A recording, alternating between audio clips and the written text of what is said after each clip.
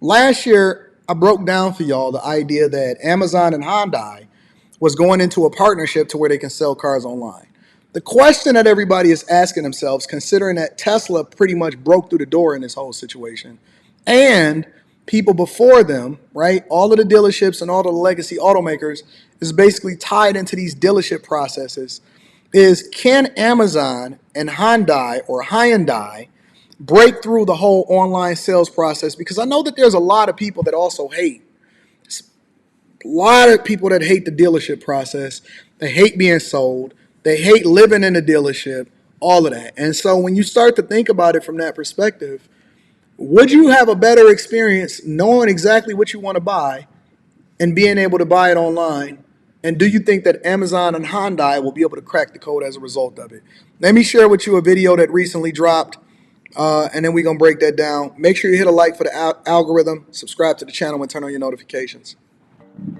Auto dealerships are a $1.2 trillion business in the US, and despite that, many still say the model is broken. Name a retail experience that the general consumer despises more than purchasing a vehicle. As with many other categories of retail, car shoppers are also turning to the internet. More than 90% of consumers are going online at least some point in the process, even if only for research. And they're visiting fewer dealerships before buying. And for decades, car dealers have been trying to catch up. This is kind of the holy grail in the car business. Car makers like Tesla bypass dealerships entirely and sell directly to customers through their website. Others, like Carvana, sell used cars entirely online. Now, the heaviest heavyweight in e-commerce is entering the race. Hyundai is charging ahead with its EV ambitions, unveiling a new model, and we learned a short time ago the company will be the debut seller of cars on Amazon. When you talk to Amazon, what's really interesting is that they've got 150 million or so Prime customers, and one of the top products that their Prime customers are requesting to purchase online is an automobile. In the face of a potential threat from the online retail behemoth, shares of the major dealership groups and used retailers closed down somewhere between 4 and 8%, but they subsequently recovered. Anytime you hear about Amazon entering any sort of retail sector, the initial fear is that, oh, these guys are going to be the next that get quote unquote Amazon, right? How committed Amazon is to car sales and how much it can influence the category remains to be seen. Here's the key. It's a couple different things that's working for and against the industry itself. Tesla broke open doors because a lot of people don't remember how much hell they had to go through in order to even be able to sell cars in certain states versus being able to sell it online. Well, why did Tesla have to go through so much of that? Because certain states restricted in favor of whoever their lobbyist or their donor network is, restricted Tesla from being able to sell vehicles in their state because they wanted in on the dealership process. It's a lot of money that comes along with it. They get a huge margin or huge percentages that comes from selling vehicles, right? And so the dealership network makes money from a lot of different ways. They make money from new cars. They make way more money from used cars. They're incentivized by finance companies to push customers towards a certain way of financing, right? That's why a lot of times when y'all go into a dealership and you're looking to finance a car, they'll do a whole bunch of pulls on your credit from so many different types of banks to see where they can get the best incentives in order to push the customer over to finance that car from. If you walk into a dealership and you want to pay cash, they'll treat the person that's financing with good credit way better than the person that's actually going in there to buy it with cash, right? Because they're incentivized. They also make a ton of money off of servicing the vehicles, the service department, and insurance claims where people crash their cars and they need to get repairs on the cars. There's a lot of money that's made in the dealership process.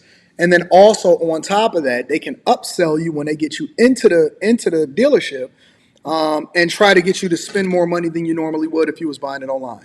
Most people also, on top of that, will prefer to actually see and touch something that they're spending that amount of money on instead of just buying it online. So there's a few things that's working against it, but what Tesla was able to do in order to bypass a lot of that, so like, for example, Michigan, because we were obviously consume with the big three, the Ford, Chrysler, GMs, right? And they required a dealership network. Eventually, they worked it out. Tesla lobbied enough and fought enough to be able to sell cars here. But what happened was when Tesla was first really starting to bud across the United States of America, Ohio said, "Yeah, you can sell cars and deliver them here." And so, when I bought Rita's car 3 years ago, the Tesla, I had to buy it and then go and pick it up in Ohio and then drive it up here to Michigan. So I basically had to go 2.5 hours away to go down to Ohio to the Tesla dealership before they started getting Tesla making its way into Michigan. And there was a lot of states like that. I had to go and buy it in Ohio. So imagine the amount of money that Michigan was missing out on.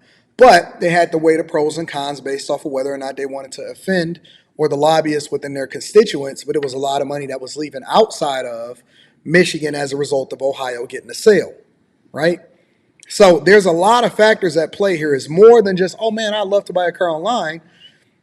What does that look like? Right now, there are certain states, which is one of the reasons why I believe Hyundai, even though you can buy the car from Amazon, it still has to get delivered through a dealership network. So you still got to pick it up at the dealership. But let me look at it a little bit more. Question: how much of this is a marketing Q was here and she said, make sure y'all tune into the Q show tonight, y'all. and vaporware, and how much of it is going to be truly transformational? Used car sales market in the U.S. is somewhere between $2.5 and $3 trillion. Many of those consumers are going online. In a global McKinsey survey, 1 in 3 car buyers said they intended to not only research, but also buy online for their next car purchase, citing simplicity and speed as key drivers. It takes the average customer a little over about 4 hours to buy a car at the dealership. And I'm never sitting inside of a dealership ever again. Ever. My process for buying a car is hey, I'm going to call, hey, y'all got what it is that I want. I already know exactly what I want. See, I'm a person that knows exactly what I want. I know the specs. I know what the interior is. I know how fast the car is. I've researched it. But part of it is also that I'm a car fanatic. Like, I've always loved cars growing up. So I'm always aware of the different models. I've built it out on the website or whatever. So I know exactly what I'm looking for when I'm looking for it. I'm not going to sit in a dealership all day and wait for all of that other stuff. Hey, listen, do you got this? Cool. I can wire the money over. Send me the paperwork of whatever it is that I need to sign. We can DocuSign it, and then I'm gonna send my people up there to go and pick it up.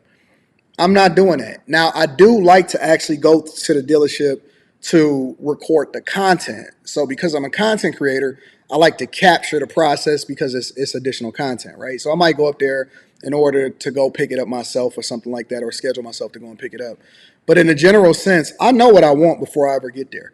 I'm wondering how many consumers are actually car enthusiasts or know cars enough to know all of the specs and the models before they get there, which would simplify the process. There's a lot of waiting. Jeff Dyke is the president of Sonic Automotive, one of the largest publicly traded dealership groups in the country and one of the parties involved in the program.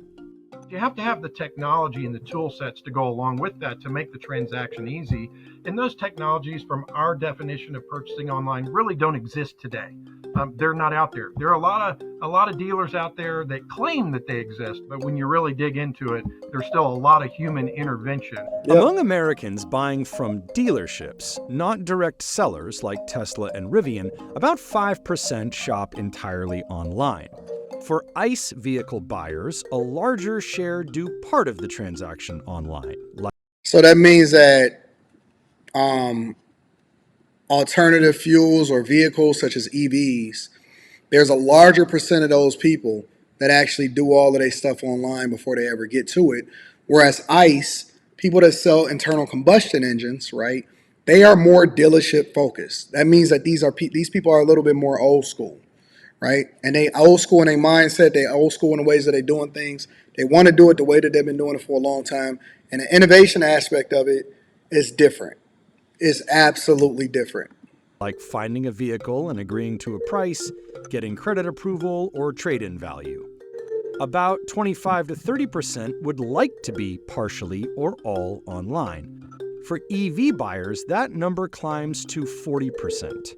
According to Chris Sutton at JD Power, the addressable market for online car buyers is somewhere around 35%. If you consider that about 15.6 million cars sold in the US in 2023, that would be about 5.5 million vehicles. With an average transaction price of about $48,000, that comes out to about $262 billion. Legacy automakers are all trying to find ways to move sales, at least partially, online.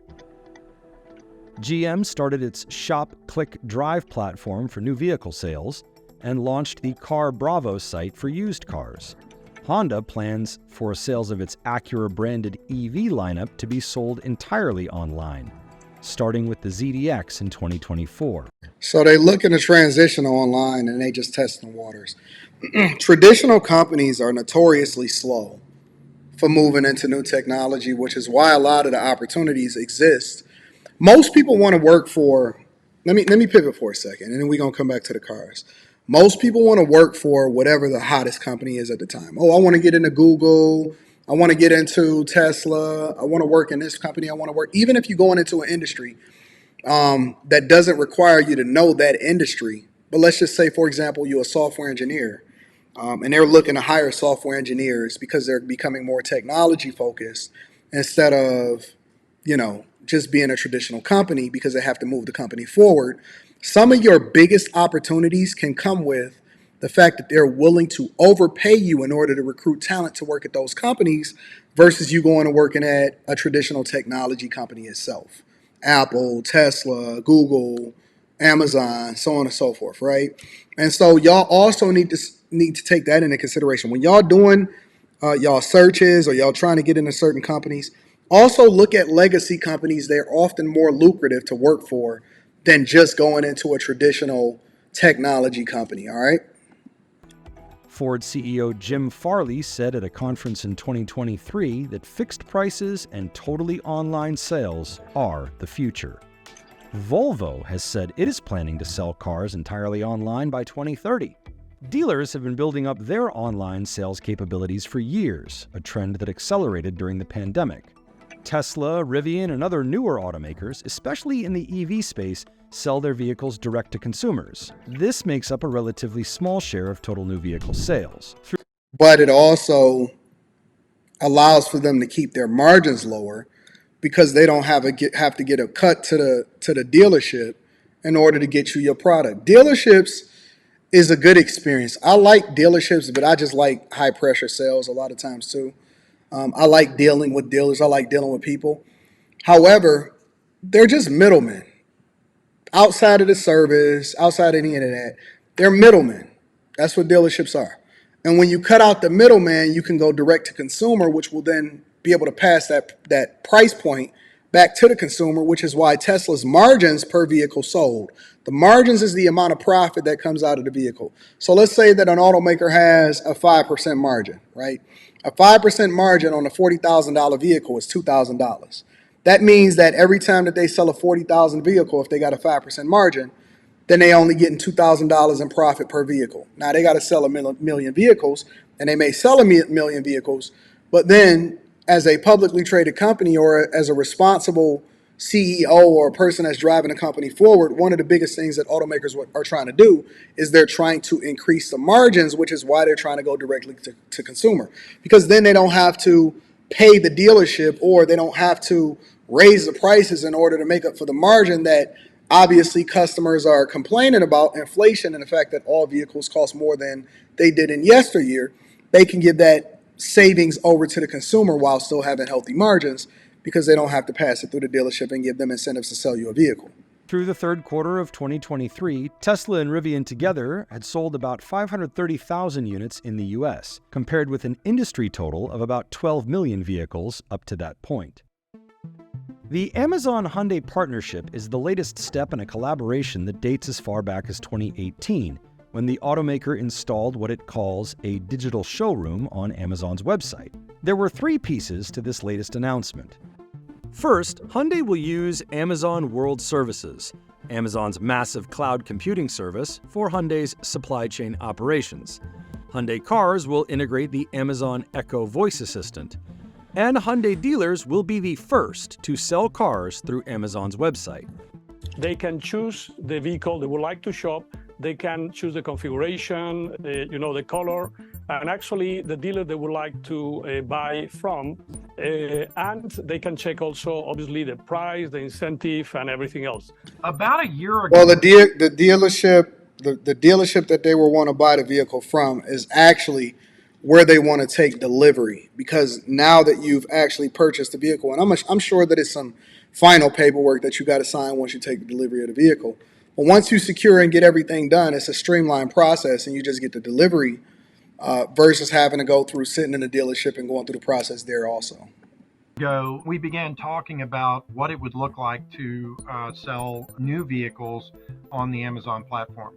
And of course, with 150 million Prime customers, that got my attention immediately. This is beginning as a pilot program involving 8 dealers who altogether own 18 dealership locations in 5 states. During the pilot period, sales are only open to Amazon employees, and the only lender available to customers online will be Hyundai Capital, the automaker's captive financing arm. If the customer doesn't qualify for a loan through them, their information will be sent to the dealer to explore other options. All final paperwork will still be signed at the dealership. Based on feedback, expansion of the program to the general public is expected sometime later in 2024. Dyke says Amazon has a relationship with a company called A2Z that is building a tool to allow consumers to purchase cars fully online. To me, that will be the first tool launched in this country that allows you to truly, by our definition, buy a car online and in an omni-channel experience. Amazon also has a council made up. Actually, that's not true. That's based off of probably the dealerships that he works for, that he owns. But Tesla has been doing it for years, and they've been going directly to consumer. You can literally go on the Tesla app right now, place an order, set everything up, really have minimal interaction with human beings, and then order a vehicle. That's a fact. You can go online. Let's go right now. Let's just try it out. Why not? Let's see. Why not just test it out and take it for a test drive? Model 3, Model Y, Model X, Model S, Cybertruck. I already got that on order. All right, let's see. Let's just see how easy this process is.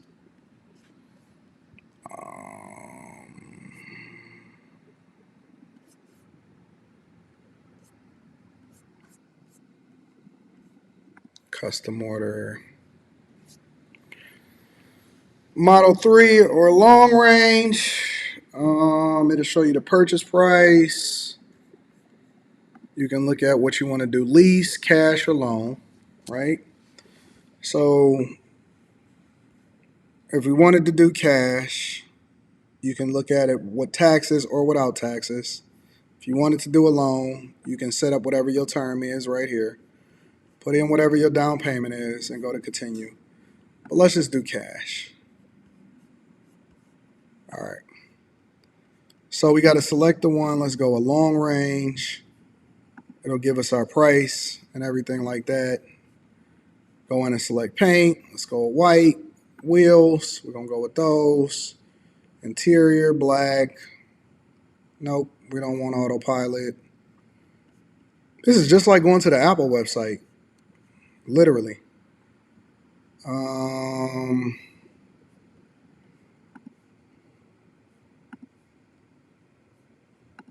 Mobile connector. Continue to your payment. And then you can order with cash. Lease, you can either select lease, loan, or cash. Due today, and then destination fee, vehicle price, whatever. Order with card, put in your account details, put in your phone number, shipping address, your card number, and then you pay and you place your order right then and there. I mean, that's pretty simple. That's a pretty simple process.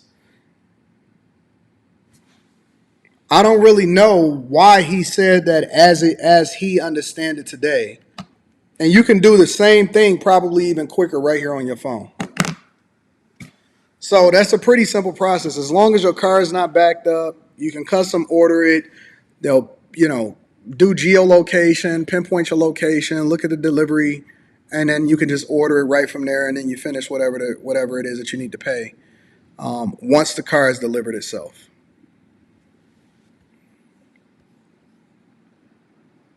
So somebody said, look at the payment amount. The payment amount is basically just the deposit, bro. You got to remember, you're paying cash, right? So when you do it, you just got to do a due today in order to basically get a delivery and an order fee. And then you basically reserving a car. And then you finish up the transaction after you get closer to the delivery of your vehicle. And that's it. I mean, it's a pretty simple process to me, so.